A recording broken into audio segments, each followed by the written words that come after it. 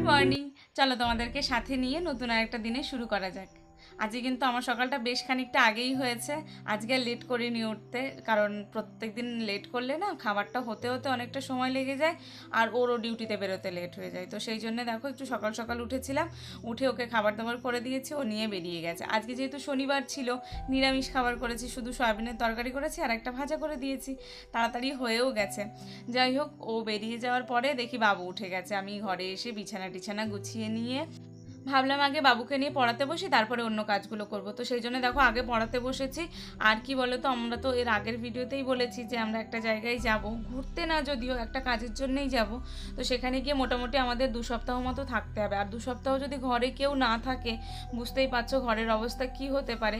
তো সেই জন্য না কাজটা একটু বেশি বেড়ে গেছে, কারণ সমস্ত কিছু গুছিয়ে রেখে তবে আমাকে বেরোতে হবে। আর ওর যেহেতু দিন ডিউটি, ও কোনো জিনিসে হাতও দিতে পারছে না, সমস্তটা আমাকে একাই করতে হচ্ছে।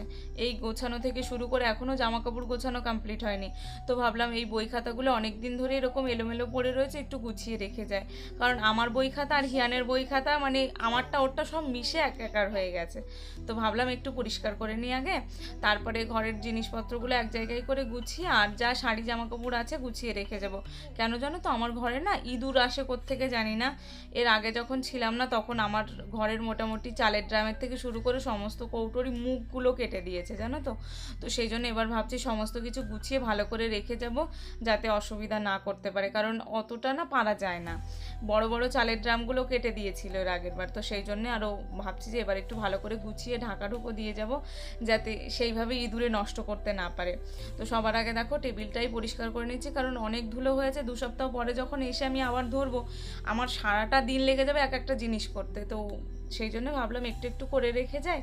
আর বই খাতাগুলো যখন যাব, মাঝখানটাতে রেখে কিছু দিয়ে ঢাকা দিয়ে যাব, যাতে ইঁদুরে কোনোভাবেই নষ্ট করতে না পারে। আর জানো তো, সকাল সকাল রান্নাবান্না হয়ে গেলে না কাজের প্রেশারটা অনেকটা কম থাকে। তো সেই জন্য ভাবলাম যে আজকে তো সকাল সকালই রান্না হয়ে গেছে, তাহলে এই কাজগুলোতে হাত দিই। হাতে যেহেতু আমার সময় খুব কম আছে, আর ওর যেহেতু দিন ডিউটিও কিছুতেই হেল্প করতে পারছে না, আমাকে একাই করতে হবে। তো একটু একটু করে সমস্তটাই আমি করে রাখি, না হলে যাওয়ার আগের দিনও আমাকে কাজ করতে হবে। যাওয়ার আগের দিন আমি একটু রেস্ট করতে না পারলে জার্নি করতে আমার খুব কষ্ট হয়ে যাবে। আমার না এমনি আমি খুব একটা জার্নি করতে পারি না, আমার খুব অসুবিধা হয়, আমার রীতিমতো মাথা যন্ত্রণা শুরু হয়ে যায়। তো সেই জন্যে জার্নি করার আগের দিন অন্তত একটু রেস্ট করে আমি যেন বেরোতে পারি, সেই জন্য সমস্ত কিছু আগে থেকেই করার চেষ্টা করছি। আর দেখো কথা বলতে বলতে আমার টেবিলটাও মোটামুটি গোছানো কমপ্লিট হয়ে গেছে। এখানে একটুখানি এই ফুলের গাছগুলো না সেদিন বাবু ওই ঘর থেকে নিয়ে এসেছে, ভাবলাম এখানে একটু রাখি, দেখতে সুন্দর লাগবে। আর ওই ঘড়িটা না আমার খুব পছন্দের একটা ঘড়ি, আমি নিজে নিয়েছিলাম, কালারটা আমার খুব পছন্দ, তো সেই জন্যে ওটাও ওখানেই রেখে দিলাম। দেখো কমপ্লিট হয়ে গেছে। আর এইগুলোতেও না দেখলাম একটু ধুলো পড়েছে, তো ভাবলাম একবার একটুখানি পরিষ্কার করে দিই, যেহেতু ধুলোর কাজগুলো করছি। আর এই কদিন ধরে না দেখছি একটু মেঘলা মেঘলা হয়ে রয়েছে, সারাদিনই মেঘলা থাকে, কিন্তু বৃষ্টিটা দিনের বেলা হয় না, ওই সন্ধ্যার একটু আগে আগেই হয়। কিন্তু আজকে মনে হচ্ছে বৃষ্টিটা দিনের বেলাই আসবে, পুরো কালো মেঘ হয়ে রয়েছে। তো সেই জন্য ভাবছি যে ধুলোর কাজগুলো কমপ্লিট করে তাড়াহুড়ো করে বাবুকে একটু স্নান করিয়ে দেবো, না হলে আজকে স্নান করতে অনেকটা বেলা চলে যাবে। বাবু যেহেতু এখন একা একা একটু খেলা করছে, তাই ভাবলাম তাড়াহুড়ো করে কাজটা করে নিই, কারণ ও যদি খেলা বন্ধ করে দেয় তাহলে আমাকে আর কাজ করতে দেবে না। তো সেই জন্য আমি ভাবছি একটু তাড়াহুড়ো করেই করে নিই, কারণ ওই ঘরের কাজগুলো এখনও রয়েছে। এখনও ফ্রিজটাকে একটুখানি পরিষ্কার করব ভেবেছি, জানি না করে উঠতে পারবো কি না এই ধুলোবালির কাজ করে। দেখো বলতে বলতে বৃষ্টিও চলে এসেছে, 1 ফোঁটা করে বৃষ্টি পড়ছে। ভাবলাম জামা কাপড়গুলো আগে তুলে নিয়ে আসি, সকালবেলা মেলেছি জানো তো, এইরকমই মেঘলা হয়ে রয়েছে, এখন পুরো বৃষ্টি চলে আসছে। তো সেই জন্য ভাবলাম বাইরে একটুখানি মেলে রেখে আসি। এখানেই মেলে রাখলে না আমার একটু সুবিধা হয়, কারণ ঘরের মধ্যে দেখো তবুও এটা ওটা রাখাই থাকে। এই বর্ষার দিনে জামা কাপড় তো শোকাতে চায় না, ওইভাবে রেখে দিতে হচ্ছে, আর কাচাকুচোও করে নিতে হচ্ছে এই মুহূর্তে, সেই জন্য আরও বেশি সমস্যা। না ধুলেও হচ্ছে না, আবার এদিকে বৃষ্টির মধ্যে শোকাচ্ছেও না। তো সেই জন্য দেখো ওই কাজগুলো রেখে এসে চলে এসেছি ঘরের এই নোংরাগুলো পরিষ্কার করতে। আর এই দেখো বৃষ্টি কেমনভাবে পড়ছে, খুব জোরেও না আবার একেবারে আসতেও না। ভাবলাম বৃষ্টির মধ্যে এখন তো স্নান করতে যেতে পারছি না, তাহলে জামা কাপড়গুলোতেই হাত দিই। আর দেখো আমি ট্রলি তুলতে পারছি না, কী হলো এতটা ভার হলো কেন? এখন দেখছি ওর সমস্ত জামা কাপড় মোটামুটি ও ট্রলির মধ্যে একাই ভরে দিয়েছে, কখন যে ভরেছে আমি নিজেই জানি না। তো সেই জন্য দেখো ওর জিন্সের যত হাফ প্যান্ট আছে ও একা একা ভরেছে, ভাঁজ করেছে একা একাই ভরেছে। আমার হয়তো 2-1টা আছে, আর সমস্তটাই ওর। বলছি বাবা এতগুলো তো নিয়ে যাব না, আমাদের এত জামা কাপড়ের প্রয়োজন নেই, এত জামা কাপড় দিয়ে কী করবো। তো সেই জন্য দেখো আমি বার করে যেটা যেটা নেওয়ার মতো সেটা সেটা আগে রাখার চেষ্টা করছি, আর ও মোটামুটি ভাঁজ করে দেওয়ার জন্য ব্যস্ত।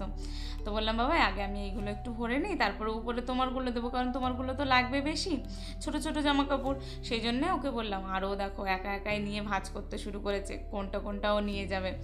তো ও তো ওর মতো ভাঁজ করছে, আমি এদিকে আমার মতো করে একটুখানি গুছিয়ে নিলাম। এরপরেও কিন্তু এইটুকু গোছানোর পরেও লাস্ট ফিনিশিং কিন্তু ওর বাবা দেখবে যে কোনটা কি নেবে কোনটা নেবে না। তো সেই মতো দেখো আমি আমার যে কটা মোটামুটি জামা কাপড় লাগবে এই গরমের মধ্যে না, একটা জামা কাপড় দুবার পরা যায় না, একবার একটু ধুয়ে দিতেই। দেখো তোমাদের সাথে কথা বলতে বলতে আমার জামা কাপড় মোটামুটি গোছানো কমপ্লিট হয়ে গেছে। আর বৃষ্টি হচ্ছিলো তো কারেন্ট চলে গেছিলো জানো, তো সেই জন্য আর তোমাদের সাথে কিছুই শেয়ার করা হয়নি। তারপরে আমরা দুজনে একটু স্নান করে নিলাম, দিয়ে একটু রেস্ট করলাম। তারপরে দেখো বিকাল হয়ে গেছে, এখন খাওয়া দাওয়ার পরে যে থালা বাসনগুলো ছিল এখন এই 5টার দিকে জল এসেছে, ভাবলাম একবারে ধুয়ে নিয়ে একটুখানি ভাত বসিয়ে দিই রাতের খাবারের জন্য। তো সেই জন্যে ওগুলো গুছিয়ে এইবার ঘরের কাজ, সারাদিনে যে কতবার ঘর ঝাড় দিয়ে আর এই ঘর বিছানা টিছানা পরিষ্কার করতে হয় তার ঠিক নেই, না হলে এই ঘরের দিকে আর তাকানো যাবে না সত্যি কথা বলতে। তো সেই জন্যে দেখো এই যে ওর খেলনা টেলনা সমস্ত কিছু ছড়ানো রয়েছে, ও এবারও একটু বাইরে যাবে। আমি বললাম বাবা আমি ভাতটা বসিয়ে দিয়ে আসি, তারপরে আমরা বাইরে গিয়ে দাঁড়াবো একটু। তারপরে দেখো ভাতটা বসিয়ে দিয়েছে, আর আজকে না ইচ্ছে হলো একটু বৃষ্টির দিনে একটু কিছু ভাজা করব। আর বেসন ছিল ঘরে, ভাবলাম আজকে তো পেঁয়াজি করা যাবে না কারণ আজকে শনিবার, তো ভাবলাম আলু দিয়েই একটুখানি পকোড়া মতো ভেজে নিই।